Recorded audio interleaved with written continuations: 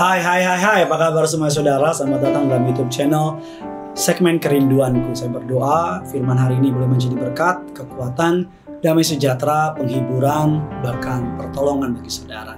Saya banyak dapat feedback bahwa Kerinduanku sudah menjadi sebuah manual book bagi setiap orang. Bangun pagi pasti nonton katanya. Thank you so much saudara. Selalu kerinduan kami for the glory of God. Kita melakukan ini untuk kemuliaan bagi nama Tuhan di tengah-tengah tim yang super sibuk. Mereka ini sibuk-sibuk semua nih saudara ini. Mereka nih pokoknya terbang terus ya kan saudara. Tapi mereka orang-orang hebat, orang-orang baik. Kita kasih tepuk tangan dulu dong untuk mereka. Mantap jiwa saudara ya. Udah tepuk tangannya gak usah banyak-banyak, nanti sombong mereka saudara. Kita mau sama-sama tundukkan kepala. Kita mau bersatu dalam doa. Tuhan Yesus yang baik, kami mengucap syukur untuk kebaikan-Mu. Kami percaya bersama dengan Tuhan Yesus kami akan mengalami perkara-perkara yang hebat. Kami akan melihat pertolongan Tuhan nyata dalam kehidupan kami. Kami berdoa, berkati siapapun menyaksikan firman ini, mereka boleh diberkati oleh Tuhan. Pakai hamba-Mu untuk boleh menjadi saluran berkat. Lidah bibir perkataannya diurapi dari surga. Siapapun yang menyaksikan ini, mereka diberkati Tuhan. Kita akan mempelajari sebuah tema. Judul temanya pada hari ini adalah kehidupan yang diubahkan. Sama seperti saudara diubahkan dengan menyaksikan firman Tuhan, merenungkannya, ikut dalam penyembahan. Begitu juga Tuhan rindu. Kita bukan saja, saya percaya Tuhan menerima kita apa adanya, tapi saya percaya Tuhan tidak mau kita apa adanya. Dia rindu kita hidup sesuai dengan anak-anak kerajaan surga. Kita ini anak raja loh saudara. Hidup kita tuh harusnya penuh kuasa, penuh mukjizat, dari kemenangan kepada kemenangan, berjalan dalam kemuliaan yang Kristus Yesus miliki, karena kita adalah anak-anaknya dan pengikutnya. Kehidupan dalam Tuhan itu harusnya luar biasa. Kehidupan ikut Tuhan itu harusnya dahsyat. Kehidupan kita harusnya penuh dengan kesaksian, penuh dengan cerita-cerita yang luar biasa, karena Tuhan kita luar biasa. Ia sanggup mengubahkan kita dari manusia lama menjadi manusia baru. Ada dua hal atau dua hasil utama karya pembaruan Kristus, yaitu yang pertama, roh dan pikiran. Kebalik saudara, roh kita dan pikiran kita. Sebelum kita percaya kepadanya, kita tuh nggak punya relasi yang baik sama Tuhan. Bahkan mungkin kita bermusuhan. Atau bahkan mungkin kita benci perkara-perkara rohani, dengar firman males, jalan ke gereja, berdoa males, bahkan nyembah Tuhan juga nggak mau. Tetapi ketika kita diperbarui roh dan pikiran kita menjadi cinta sama Tuhan. Kemarin saya ketemu jemaat, saya diberkati juga sih. Dia bilang, Pak, saya tuh sekarang jadinya kalau nggak ke gereja ada yang ngerasa aneh, ada yang ngerasa kurang. Dulu Pak bertahun-tahun nggak ke gereja, cuek aja, ngerasa biasa aja. Tapi sekarang tuh kalau nggak gereja kayak ngerasa ada yang kurang. Oleh karena itu kita mau mempelajari saudara, bahwa ketika kita diubahkan oleh Kristus, roh kita diubahkan, pikiran kita juga diubahkan. Efesus 4, 21-24. Karena kamu telah mendengar tentang Dia dan menerima pengajaran di dalam Dia, menurut kebenaran yang nyata dalam Kristus Yesus, yaitu bahwa kamu berhubung dengan kehidupan kamu yang dahulu harus menanggalkan manusia lama yang menemui kebinasaannya oleh nafsunya yang menyesatkan, supaya kamu diperbarui di dalam roh dan pikiranmu dan mengenakan manusia baru yang telah diciptakan menurut kehendak Allah dalam kebenaran, dalam kekudusan yang sesungguhnya. Oleh anugerahnya, Roh Kudus menjamah hati dan hidup kita. Kalau kita merespon karya Roh Kudus, kita pasti dibawa kepada pertobatan. Percaya kepada Kristus, kita pasti diubahkan menjadi ciptaannya yang baru. Roh kita yang mati, dihidupkannya kembali. Saudara, dahulu Saulus penganiaya jemaat. Dahulu dia orang yang sangat benci kepada kekristenan, tetapi dia bertobat. Sejak itu, Tuhan memakai menjadi alatnya, menjadi rasul yang merintis begitu banyak gereja dan menulis hampir setengah dari kitab Perjanjian Baru. Dulu dia seteru Allah, sekarang dia sekutu Allah. Keren ya saudara ya. Dulu dia musuhnya Allah, sekarang dia sahabatnya Allah. Roma 12 ayat yang kedua. Janganlah kamu menjadi serupa dengan dunia ini, tapi berubahlah oleh pembaruan budimu, sehingga kamu dapat membedakan manakah kehendak Allah, apa yang baik, yang berkenan, kepada Allah dan yang sempurna. Kata berubah di atas menggunakan kalimat metamorfo yang artinya mengalami perubahan. Dari seekor ulat menjadi kepompong hingga kupu-kupu. Dari yang menjijikan seperti ulat, tapi kalau diproses oleh Tuhan, cara pandang kita diubah, pola pikir kita diubah, maka kita akan diubah menjadi indah seperti kupu-kupu. Perubahan itu butuh waktu, proses. Tim di sini suka bilang gini, kita percaya proses, Pak. Nah itu dia tuh saudara ya, percaya proses. Proses memang butuh waktu. Proses nggak menyenangkan. Saudara kalau olahraga ke gym nggak langsung mau nge-gym 1 hari 9 jam juga nggak ngubah apa-apa. Yang ada malah capek. Tapi yang mengubah itu tiap pagi walaupun 1 jam, besoknya lagi, besoknya lagi, besoknya lagi, pelan tapi pasti akan mengalami perubahan. Kita belajar dari 2 tokoh Alkitab yang mengalami pembaruan pikiran sampai memiliki paradigma yang baru yang membawa kemenangan dan menjadi hidup yang penuh berkat, menjadi berkat yang dahsyat bagi orang banyak. Yang pertama, namanya Yusuf. Yusuf memiliki paradigma yang baru. Ia melihat di balik semua kesulitan ada rencana Tuhan yang indah. Yusuf bukan gak mengalami masa suka, saudara tahu. Kemalangan Yusuf hanya dapat ditandingi oleh kemalangannya Ayub. Orang tuh maunya berkat progresif, Yusuf itu masalahnya progresif. Saudara bayangin 13 tahun hidupnya dibenci oleh saudara-saudaranya, dijual, dibuang di sumur, dijual sebagai budak ke Mesir, difitnah, dilupakan, dipenjara. Namun pada waktunya Tuhan mengangkatnya menjadi penguasa di Mesir. Yusuf sadar ternyata di balik kesulitan ada berkat yang mau Tuhan nyatakan. Mantap sekali saudara.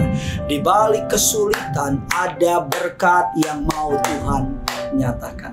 Kejadian 50 ayat yang ke-20. Memang kamu telah mereka-rekakan yang jahat terhadap aku, tetapi Allah telah mereka-rekakannya untuk kebaikan. Dengan maksud melakukan seperti yang terjadi sekarang ini, yakni memelihara hidup suatu bangsa yang besar. Yusuf mereframing pola pikirnya. Yusuf memberi makna baru dari pengalaman-pengalaman yang menyakiti hatinya, sehingga ia mendapat hikmat. Kadang-kadang kita perlu melihat masalah bukan dari masalahnya, tapi Tuhan mau apa. Kadang-kadang kita perlu melihat masalah dari sudut pandangnya Tuhan. Melalui kesulitan Allah bekerja. Melalui kesulitan Allah membentuk memproses Yusuf. Karakternya diubahkan, yang dulunya manja, tukang ngadu, berlindung sama papanya, besar mulut, sombong. Tuhan mengubah, membawa proses yang panjang, yang tidak nyaman. Yusuf menjadi pribadi yang luar biasa. Lihat dari sudut pandangnya Tuhan. Reframing. Dulu saya lihat masalah keluarga saya sebagai sebuah kelemahan. Justru sekarang saya lihat masalah dulu sebagai kekuatan. Saya kalau nginjilin anak muda yang punya masalah keluarga, saya lebih tajam dari orang-orang yang gak punya. Dulu saya lihat masa-masa suka dalam hidup saya sebagai sebuah beban. Kok enak, kok saya susah sih. Sekarang saya lihat itu sebagai sebuah masa sekolah. Sekarang saya berdiri atas anugerahnya. Mari lihatlah dari sudut pandangnya Tuhan. Reframing. Tokoh yang kedua yaitu Paulus. Puji Tuhan, ketika Paulus bertobat, dia memiliki paradigma yang baru. Ia melihat dirinya sebagai ciptaan yang baru dalam Kristus. Yang dulu ia bangga-banggakan, ahli Farisi, jabatan Farisi, fasilitas yang ia miliki, kegiatan agamawi yang dia banggakan, sekarang dianggap sebagai sampah. Karena dia rindu mengenal Tuhan lebih intim lagi, melebihi segalanya. Dalam 1 Korintus 1 ayat yang kedua, kepada jemaat Allah di Korintus, yaitu mereka yang dikuduskan dalam Kristus Yesus dan yang dipanggil menjadi orang-orang kudus, dengan semua orang di segala tempat yang berseru kepada nama Tuhan kita Yesus Kristus, yaitu Tuhan mereka dan Tuhan kita. Saudara, Paulus menyebut jemaat di Korintus orang kudus. Mereka juga dipanggil menjadi orang kudus. Maksudnya kekudusan yang pertama itu status. Bukan lagi disebut orang berdosa, melainkan orang benar dan orang kudus. Walaupun statusnya sudah kudus, perilaku harus sesuai dengan kekudusan tersebut. Hidup berpadanan dengan panggilan tersebut. Paulus mau orang-orang di Korintus hidup dengan kekuatan dari kerajaan surga, dengan kekuatan kuasa Roh Kudus. Paulus meninggalkan masa lalunya, berlari kepada Tuhan. Makanya firman Allah mengatakan, aku melupakan apa yang ada di belakangku dan mengarahkan diri kepada apa yang ada di depanku. Paulus tuh dulu tuh bangga banget sama agamanya, tapi sekarang Paulus bangga banget sama Yesus. Saya pernah baca sebuah kutipan yang menarik, dikatakan religion make us proud of what we do. The gospel make us proud of what Jesus has done on the cross. Agama membuat kita bangga terhadap apa yang kita lakukan. Kita menyombongkan kehebatan kita. Tetapi Kristus membuat kita bangga apa yang Yesus perbuat. Orang agamawi menghakimi karena merasa kaya Tuhan. Sedangkan orang yang rohani tidak suka menghakimi karena berbajukan belas kasihan. Bukan berarti kompromi, melainkan membenci dosanya tapi mengasihi orang yang berdosa. Beda ya saudara ya. Kita benci dosanya tapi kita kasihi orang yang berdosa. Biarkan kehidupan kita hari demi hari menjadi diubahkan segambar serupa dengan Kristus. Bagikan kabar baik ini sebanyak mungkin agar bukan hanya saudara yang diberkati, tapi orang-orang di sekitar saudara juga boleh diberkati. Karena yang punya surga, crazy love it. Sama-sama kita mau datang sama Tuhan. Bagaikan bejana siap dibentuk, demikian hidupku di tanganmu. Dengan urapan kuasa rohmu, ku dibaharui selalu. Jadikan ku Allah dalam rumahmu, inilah hidupku di tanganmu. Bentuklah seluruh kehendakmu, pakailah sesuai rencanamu.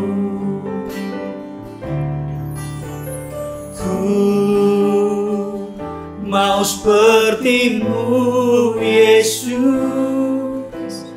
disempurnakan selalu dalam segenap jalanku, memuliakan namamu. Mari sama-sama kita datang sama Tuhan. Bagaikan bejana, siap dibentuk. Demikian hidupku Tuhan, di tanganmu, dengan urapan kuasa rohmu, ku dibaharui selalu. Jadikanku Allah dalam rumahmu, inilah hidupku di tanganmu. Bentuklah seluruh kehendakmu, pakailah sesuai rencanamu. Mari bawa hatimu bilang sama Tuhan, ku mau sepertimu Yesus,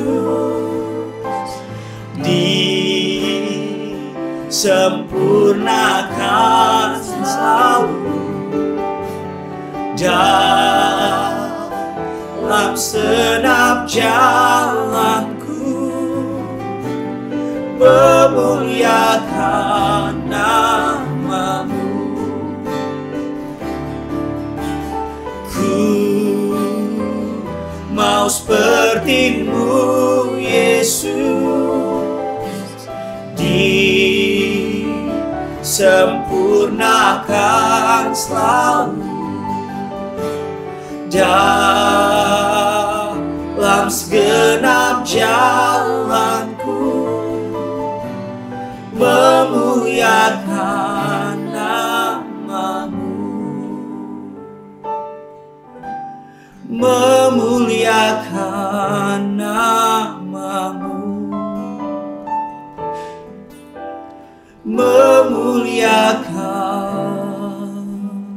namamu.